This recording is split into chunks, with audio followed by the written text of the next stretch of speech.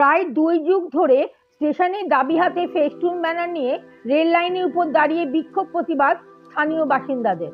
সরকার আসে যায়, ক্ষমতা বদলায়, কিন্তু দাবি থেকে অনুরোধ। উত্তর 24 পরগনার বসিরহাট মহকুমার চাঁপাপুকুর গ্রাম পঞ্চায়েতের উত্তর দেবীপুরের কয়েকশো গ্রামবাসীদের হাসনাবাদ শিয়ালদা লাইনের সবচেয়ে কাপা পুকুর ভ্যাবলা মাঝখানে প্রায় 5 কিলোমিটার রেলপথ উত্তর দেবীপুর বাসিন্দারা দীর্ঘদিন ধরে অল স্টেশন দাবি জানিয়ে আসছে। কখনো রেল গেটের সামনে অবস্থান বিক্ষোভ, আবার কখনো রেল লাইনের উপর দাঁড়িয়ে তাদের এই প্রতিবাদ আন্দোলনের কর্মসূচি মমতা বন্দ্যোপাধ্যায় রেলমন্ত্রী থাকাকালীন তারা লিখিত আবেদন করেন। এরপর অধীর চৌধুরী রেলের প্রতিমন্ত্রী থাকাকালীন সেখানেও তারা দরবার করেছিলেন।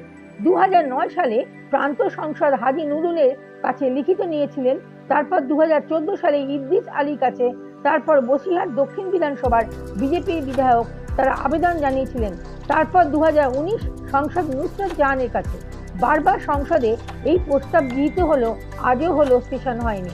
সম্প্রতি চলতি বছরে 4 এপ্রিল শিয়ালদা ডিআরএম 10 জনের প্রতিনিধি দল উত্তর দেবীপুর 37 নম্বর রেলগেট সংলগ্ন জায়গা পর্যবেক্ষণ করে গেলেও আর বেশি দূর এগোয়নি।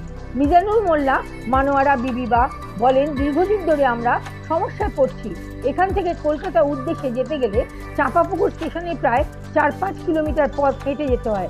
অনেক সময় মিস করে যায় ট্রেন। অন্যদিকে কৃষকরা জমির ফসল নিয়ে কলকাতার উদ্দেশ্যে রওনা দিলে তারা ঠিক সময় পৌঁছায় না।